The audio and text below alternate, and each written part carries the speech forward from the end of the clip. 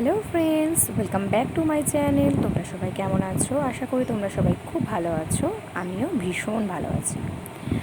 আজ আমি তোমাদের সাথে একটা ভিডিও শেয়ার করছি। এটা হলো মাইথনের ভিডিও। তো এই ভিডিওটা শ্যুট করেছে আমার হাজব্যান্ড। তো ওর ডিউটি ছিল, ডিউটি থেকে ডিউটি শেষ হওয়ার পর ও আর কি এখানে ঘুরতে গিয়েছিল। সেটাই আমি তোমাদের সাথে শেয়ার করছি। তো দেখো, এখন গাড়ির মধ্যে রয়েছে, গাড়ির ভিতর থেকেও পুরো জায়গাটা শ্যুটিং করেছে, চারপাশটা শ্যুট ওই করেছে। চারিদিকটা প্রচণ্ড গ্রিনারি, মানে সবুজে সবুজ। আমাদের কলকাতার পরিবেশের থেকে সম্পূর্ণ আলাদা একটা পরিবেশ, নির্জন নিস্তব্ধ, ভীষণ ভালো একটা পরিবেশ। দেখো,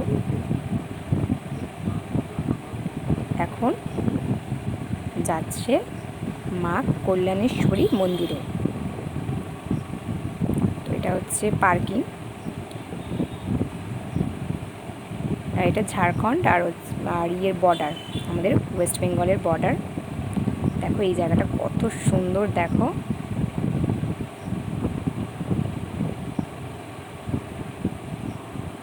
এটা তাপবিদ্যুৎ কেন্দ্র, মানে এখানে আর কি মানে কারেন্ট উৎপন্ন হয়। ও চারপাশটা কত সুন্দর লাগছে, দূর থেকে দার্জিলিং ফিলিংস আসছে।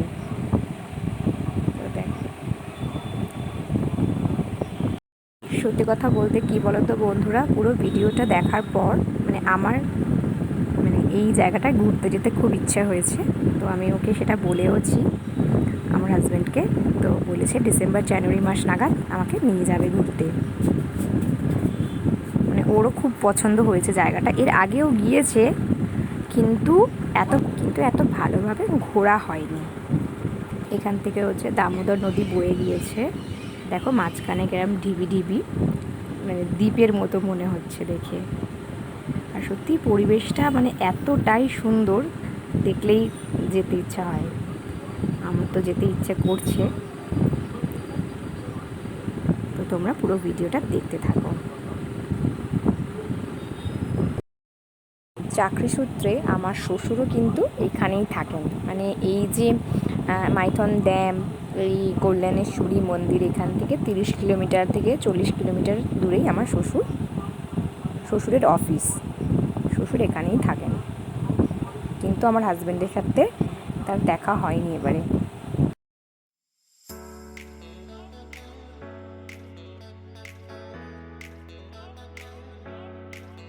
তো দেখতে দেখতে এন্ট্রি নিচ্ছে মা শ্রী শ্রী কল্যাণেশ্বরী মন্দির। 1377 সনে এই মন্দির স্থাপিত হয়েছিল। দেখো কত লোকজন যাচ্ছে মন্দিরে পুজো দেওয়ার জন্য। আর এই দুই সাইড জুড়েই দোকান বসেছে। এটা সারা বছরই থাকে এখানে দোকানগুলো। এখানে বাঙালি লোকরা যেমন পুজো দিতে যায়, তেমনই নন বেঙ্গলি মানুষজনও পুজো দিতে আসে এই মন্দিরে। দু রাস্তার দু সাইড জুড়েই নানান রকম জিনিসের দোকান বসেছে। এখান থেকেই ফল মিষ্টি নিয়ে পুজো দিতে হয়, সকলে পুজো দেয়। দেখো এখানে নতুন বর আর বউ, দেখো নতুন বর বউ, নববধূ।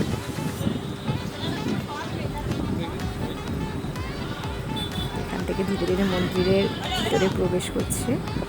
মন্দিরের চারপাশটা খুব সাজানো গোছানো। আর এই মন্দিরের যে দেবী খুবই জাগ্রত। এখানে যে যা মানসিক করে সেটা পূরণ হয়। আর এখানে দেখো একটা বলি দেওয়ার জায়গা করে রাখা আছে, হয়তো এখানে বলি হয়। এখান থেকেই ফল মিষ্টি নিয়ে নেওয়া হচ্ছে প্রসাদ পুজো দেওয়ার জন্য। আমার হাজব্যান্ড নিয়ে নিয়েছে। ধীরে ধীরে মন্দিরের ভিতরের দিকে প্রবেশ করছে। আর এখানে মন্দিরের ভিতরে ঠাকুরের ছবি তোলা অ্যালাউ নেই, ভিডিও করাও অ্যালাউ নেই। তো দেখো মন্দিরের ভিতরে আরও একটা বিয়ে চলছে। এখানে দেখো নতুন বর বউ বসে আছে। এখানে আরও একটা বিয়ে চলছে। তো এখান থেকে নিচের দিকে নেমে চারপাশটা একটু ঘোরাঘুরি করছে।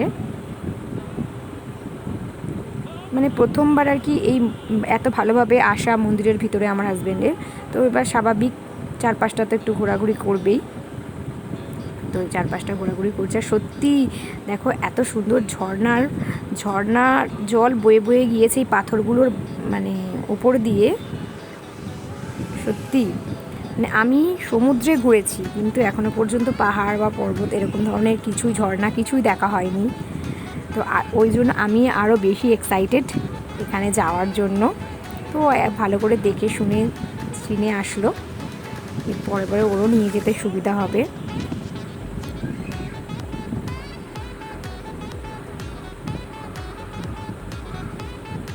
আর আরেকটা কথা কি বলো তো বন্ধুরা, সবসময় আর কি মানে বাড়ির মধ্যে থাকতেও ভালো লাগে না, মাঝে মধ্যে একটু ঘুরে আসা ভালো। কিন্তু আমাদের না সেরকমভাবে এই হাজব্যান্ডের চাকরির জন্য মানে আমরা যেখানে এখানে ওখানে ঠিকমতো ঘুরতে যেতে পারি না।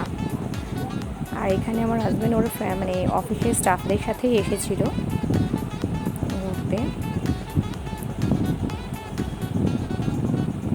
তো তোমরা ভিডিওটা কন্টিনিউ দেখতে থাকো। আর এই মন্দিরে কম বেশি এই দিনে যেদিনকে আমার হাজব্যান্ডরা গিয়েছে 4-5টা বিয়ে হয়েছে। দেখো এখানে আরও একটা বিয়ে হয়েছে, আরও একটা অনেক কাপল। তোমার হাজব্যান্ডরা আবার ওদেরকে জিজ্ঞাসা করছে যে মানে বউকে জিজ্ঞেস করছে বর পছন্দ, আর বরকে জিজ্ঞেস করছে বউ পছন্দ হয়েছে কি না। তো যাই হোক, দেখতে থাকো। এই মন্দিরের এই উপরে দেখো কি সুন্দর পাখিরা বসে রয়েছে, পায়রাগুলো। দেখো এই হচ্ছে মন্দিরের ঠাকুরের ছবি তো তুলতে দেয় না, আগেই বললাম তোমাদের ভিডিওতে, কিন্তু তাও আমার হাজব্যান্ড তুলে নিয়ে এসেছে।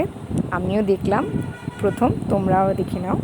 তো আজকের ভিডিওটা এই পর্যন্ত। তোমরা সবাই ভালো থেকো, সুস্থ।